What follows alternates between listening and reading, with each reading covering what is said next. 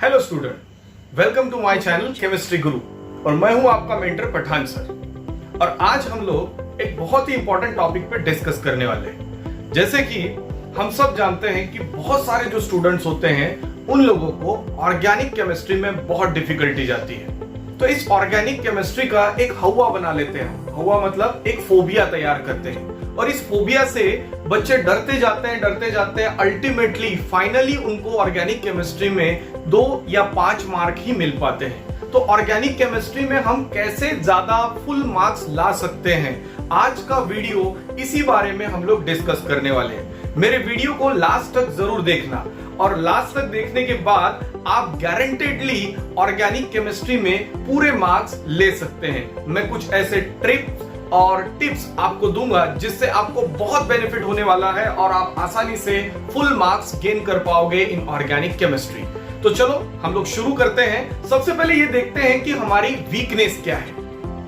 Weakness क्या होती है ऑर्गेनिक केमिस्ट्री में। जैसे मैं आपको बताता हूं, एक आधा कोई क्वेश्चन आ जाता है क्लास 12th के अंदर में, बोर्ड एग्जामिनेशन की बात करें या आईआईटी जेईई या नीट की, जब एक कोई क्वेश्चन आता है, कोई एक रिएक्शन जब हमारे सामने आती है तो उसे सॉल्व करने के लिए हम लोग देखते रहते हैं। बहुत से बच्चे पेपर के अंदर में उस सिर्फ क्वेश्चन को देखते ही रहते हैं, आगे क्या करना है उन्हें नहीं। अगर वो रटा हुआ होगा रिएक्शन तो वो आगे सॉल्व कर पाते हैं, अगर रटा हुआ नहीं है तो उसको सॉल्व ही नहीं कर पाते।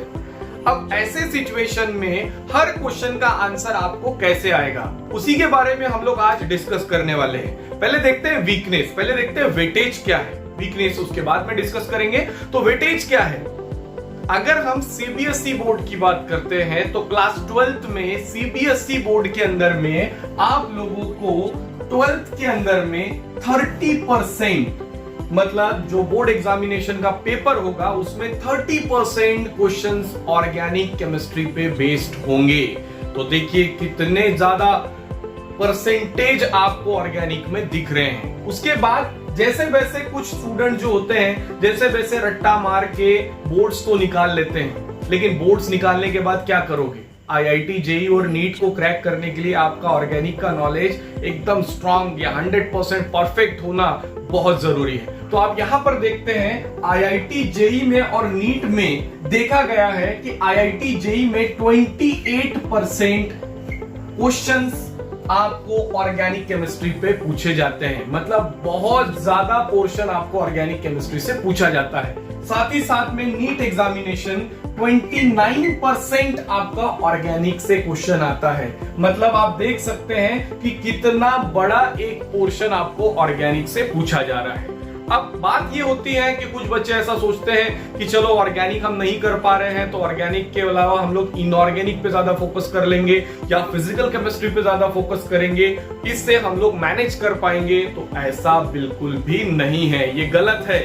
अगर आप ऐसा कुछ करते हैं तो ऑर्गेनिक में तो वैसे ही कम मार्क्स आएंगे, फिजिकल और इनऑर्गेनिक में भी आपके कम मार्क्स आना शुरू हो जाएंगे। कहीं ना कहीं ये तीनों केमिस्ट्री एक दूसरे से कनेक्ट होती है। तो इनको कैसे इंप्रूव किया जाए, मैं जस्ट आपको 5 ट्रिक्स बताने वाला हूं। जिस 5 ट्रिक्स को अगर आप फॉलो करते हैं, मेरा ध्यान से देखिए, कुछ ऐसे भी स्टूडेंट्स होंगे जो पहली बार ऑर्गेनिक पढ़ना शुरू करने वाले होंगे, जो मेरा वीडियो अभी देख रहे होंगे, उन लोगों के लिए भी मैं ये खास करके बताना चाहूंगा कि अगर मेरे 5 ट्रिक्स आप फॉलो कर लेते हो तो 100% रिजल्ट आपको मिलेगा।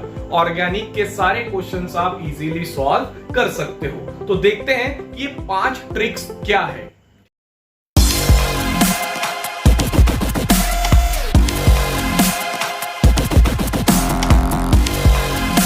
शुरू करते हैं हम लोग कि किस तरीके से हम ऑर्गेनिक केमिस्ट्री में फुल मार्क्स ला सकते हैं। तो स्टेप नंबर 1 ये है, तो सबसे पहले बेसिक हमें आईयूपीएससी नेमिंग और कॉमन नेमिंग करना आना चाहिए। अब आईयूपीएससी नेमिंग करना हम लोग कहां से सीखेंगे? तो ट्रिक नंबर 1 है ये मेरा कि सबसे पहले आपको आना चाहिए आईयूपीएससी नेमिंग करना। आईयूपीएससी नेमिंग करना सीखना कहां से? बहुत आसान है। क्लास 11th का ऑर्गेनिक का आप कोई भी एक चैप्टर निकालेंगे। क्लास 11 में जैसे ही शुरुआत में आपको चैप्टर में दिया हुआ है कि आईयूपीएससी नेमिंग कैसे किया जाता है, बहुत इजीली आप एनसीईआरटी को रीड करके उसमें के क्वेश्चन सॉल्व्ड अनसॉल्व्ड एग्जांपल्स अगर आप कर लेते हो तो डेफिनेटली आप लोग आईयूपीएससी नेमिंग करना सीख जाओगे। अब IUPAC नेमिंग करना सीख लिया है, कॉमन नेमिंग सीख लिया है, मतलब ट्रिक नंबर 1 हमें पता चल गया है कि ऑर्गेनिक कंपाउंड के नेमिंग कैसे करने हैं, और अगर कोई फार्मूला दिया रहेगा तो उसका नाम क्या होगा। स्टेप नंबर 2, जो ट्रिक नंबर 2 है हमारा, ट्रिक नंबर 2 के अंदर में आप देख सकते हैं, आप NCERT क्लास 11 से ही न्यूक्लियोफाइल और इलेक्ट्रोफाइल के कुछ एग्जाम्पल आपके केमिस्ट्री के कॉपी में पहले ही पेज के ऊपर में नोट कर लीजिए। न्यूक्लियोफाइल, जैसे कि न्यूक्लियोफाइल होता है OH माइनस है, Cl माइनस है, Br माइनस है, these are all nucleophiles, negative charge वाले स्पीशीज। इनको आपको फर्स्ट पेज पे ही नोट कर लेना है। उसके बाद वैसे ही आपको इलेक्ट्रोफाइल्स मिलेंगे जिनको हम पॉजिटिव चार्ज स्पीशीज कहते हैं, जैसे फॉर एग्जांपल NO2 इलेक्ट्रोफाइल होता है। उसके अलावा NO2 के बाद अगर हम लोग देखते हैं तो आपके पास में अल्डिहाइड ग्रुप आता है, again it act as electrophile. तो ये इलेक्ट्रोफाइल्स कितने होते हैं, कितने हैं, इनका एक लिस्ट कर लीजिए और पहले पेज पे लिख लो। अपनी जो कॉपी होती है, नोट्स की जो कॉपी हम नोट्स बनाते हैं, उसके पहले पेज के ऊपर में न्यूक्लियोफाइल के एग्जांपल लिख लीजिए और इलेक्ट्रोफाइल के एग्जांपल लिख लेना, और इसे रोज पढ़ते रहना, अपने आप आपको धीरे धीरे वो याद हो जाएगा। अब न्यूक्लियोफाइल इलेक्ट्रोफाइल का नॉलेज किस लिए, क्या यूजफुल है, तो ये न्यूक्लियोफाइल इलेक्ट्रोफाइल का नॉलेज इसलिए यूजफुल होता है कि देखो बच्चों, जब न्यूक्लियोफाइल रिएक्ट करता है, मतलब नेगेटिव चार्ज वाला, तो पॉजिटिव सेंटर पे रिएक्ट करता है, तो आपको पता होना चाहिए कि जो रिएक्ट करने जा रहा है वो उसका चार्ज कौन सा है। दूसरा, इलेक्ट्रोफाइल पॉजिटिव चार्ज है तो वो अटैक करेगा नेगेटिव चार्ज वाली जगह पर। तो अगर आपको पहले से मालूम ही नहीं है कि जो अटैक करने जा रहा है उसका चार्ज पॉजिटिव है या नेगेटिव है, तो आप कैसे रिएक्शन करोगे। तो मैंने वैसे ही आपको अभी बताया था कि रिएक्शन करना आपको आएगा, जैसे मैं बताऊंगा वैसे करना है। तो पहले ट्रिक नंबर 1 नेमिंग सीख लिया। ट्रिक नंबर 2, आपने न्यूक्लियोफाइल और इलेक्ट्रोफाइल के एग्जाम्पल नोट डाउन कर लिए। अब बढ़ते हैं हम ट्रिक नंबर 3 की तरफ। थोड़ा सा डिफिकल्ट है, बट मैं डिफिकल्ट नहीं मानूंगा, लेकिन जो पहली बार ऑर्गेनिक पढ़ रहे हैं उनके लिए थोड़ा डिफिकल्ट होगा, लेकिन जो पहले एक बार पढ़ चुके हैं दोबारा से वो भूल गए, क्योंकि organic is the most volatile chemistry. तो इसे बार बार रिवाइज करना है। आपको लिखकर प्रैक्टिस करनी बहुत इंपॉर्टेंट होगी, लिखकर देखना है, रिएक्शंस को बार बार लिखिए, रटिए। रटने का मतलब ये होता है कि आपको उन्हें ध्यान में रखने के लिए बार बार प्रैक्टिस करना है, लेकिन अंडरस्टैंडिंग के थ्रू आपको ये प्रैक्टिस करनी है। तो ट्रिक नंबर 3 के ऊपर बढ़ते हैं। ट्रिक नंबर 3 है मेरे पास इफेक्ट्स। ये भी आपको NCERT में मिल जाएगा, या कोई रेफरेंस बुक जो भी आप रेफर करते हो, आपकी जो रेफरेंस बुक है उसमें भी इसके बारे में दिया होगा। और मेरे अभी इसके ऊपर में डिटेल्स वीडियो आने वाले हैं, और इन वीडियो के थ्रू भी आप ये सारे टॉपिक्स को मैं बहुत डिटेल में और बहुत आसानी से समझाने वाला हूं, तो आपको इजीली समझ में भी आ जाएंगे सारे टॉपिक्स। बट अभी के लिए जो अब आप JEE और NEET 2020 में देने वाले होंगे जो बच्चे, उनके लिए मैं ये वीडियो खास करके बना रहा हूं, खास करके ध्यान देंगे। और जो बच्चे अभी हमारे 12th में गए हैं उनके लिए भी है, क्योंकि उन्होंने 11th को तो सीरियसली लिया नहीं होता, खास करके CBSE स्टूडेंट और अपने बोर्ड स्टूडेंट तो बिल्कुल भी 11th को सीरियसली नहीं लेते, लेकिन जब 12th में जाते हैं तो पड़ी होती है। ऐसा लगता है कि अब क्या होने वाला है, आगे पेरेंट्स का भी प्रेशर है, कोचिंग जा रहे होंगे तो कोचिंग का भी प्रेशर होगा, कॉलेज जा रहे होंगे तो कॉलेज का भी प्रेशर है, अब क्या करें, एक साल तो हमने गवा दिया है। तो उन लोगों के लिए मेरा खास वीडियो है, खास मेरी चीजें ध्यान में रखिए कि वो लोग कैसे ग्रो अप करें।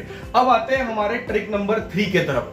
थर्ड ट्रिक के अंदर मैंने इफेक्ट्स के बारे में बताया। इफेक्ट्स में आप देखते हैं inductive effect, resonance, hyper conjugation and electromeric effect. ऐसे 4 इफेक्ट आपको ऑर्गेनिक में मिलते हैं, और ये ऑर्गेनिक केमिस्ट्री के बैकबोन है। अगर ये चारों इफेक्ट्स के एप्लीकेशन और इजी कंसेप्ट, बेसिक्स अगर आप क्लियर कर लेते हैं, तो मैं चैलेंज करता हूं कि आपको ऑर्गेनिक केमिस्ट्री आसानी से समझ में आने लग जाएगी। मेरा चैलेंज है आपके लिए। अब आते हैं ट्रिक नंबर 4 की तरफ। ये जो ट्रिक नंबर 4 है, यहां पर सम नेमिंग रिएक्शंस है। कुछ ऐसे नेमिंग रिएक्शंस होते हैं, मतलब ऐसे होते हैं ना, कुछ खिलाड़ी ऐसे होते हैं कि जो बहुत अच्छी पारी खेल जाते हैं, जैसे सचिन तेंदुलकर। अब याद होता है सबको, क्योंकि उसने एक ऐसी पारी खेल दी तो वो एक लीजेंड बन चुका है। तो ऐसे ही कुछ नेमिंग रिएक्शंस होते हैं ऑर्गेनिक में जो एक लैंडमार्क साबित हुए। उन नेमिंग रिएक्शंस को, जैसे कि Wurtz reaction, Friedel-Crafts अल्किलेशन, Friedel-Crafts acylation, ऐसे रिएक्शंस को आपको रोज अपने कॉपी में प्रैक्टिस करना है। अगर आप 2 या 3 बार भी प्रैक्टिस कर लेते हैं तो चौथी बार डेफिनेटली बिना देखे लिखना सीख जाएंगे। आते हैं ट्रिक नंबर 5 की तरफ। This is a very important trick, isomerism. Isomerism 2 type के होंगे, एक होगा आपका स्ट्रक्चरल आइसोमेरिज्म और दूसरा होगा स्टीरियो आइसोमेरिज्म।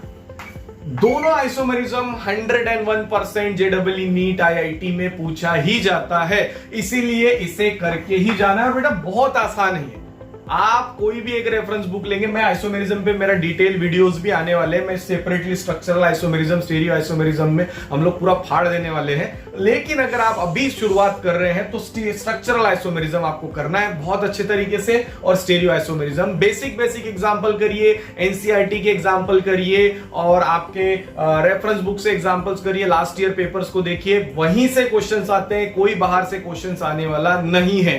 ध्यान से रखिए, हम लोग बहुत ज्यादा हाई लेवल चले जाते हैं पढ़ते समय, उतना ज्यादा अभी मत जाइए। जो बिगिनर्स है वो बेसिक क्वेश्चन से शुरुआत करेंगे तो डेफिनेटली वो टफ क्वेश्चंस भी बना पाएंगे। तो ऐसे मैंने आपको 5 ट्रिक्स बताए, मैं फिर से एक बार बताता हूं। ट्रिक नंबर 1 जो यहां पर आपको मिल रहा है, सबसे पहले आपको आईयूपीएससी नेमिंग करना है, एनसीईआरटी से बेसिक नेमिंग करेंगे। ट्रिक नंबर 2, न्यूक्लियोफाइल इलेक्ट्रोफाइल अपने नोट्स के अंदर में पहले पेज के अंदर में लिस्ट कर लेंगे, कौन से न्यूक्लियोफाइल है, कौन से इलेक्ट्रोफाइल्स होते हैं। उसके बाद सबसे important backbone of chemistry, organic chemistry जिसको हम कहते हैं, trick number 3, effects, inductive, resonance, hyper conjugation and electromeric effect. और आगे बढ़ते हैं, सम नेमिंग रिएक्शंस, जो लैंडमार्क रिएक्शंस है केमिस्ट्री में, वुड्स रिएक्शन, फिडेल-क्राफ्ट अल्किलेशन, असाइलेशंस, ऐसे ट्रिक नंबर 4 की तरफ बढ़ते हैं। और सबसे ज्यादा वीवीआईपी पार्ट आपको मिलता है आइसोमेरिज्म के अंदर में, जो आइसोमेरिज्म 101% पूछा जाता है, स्ट्रक्चरल एंड स्टीरियो। अगर इतना करो लोगे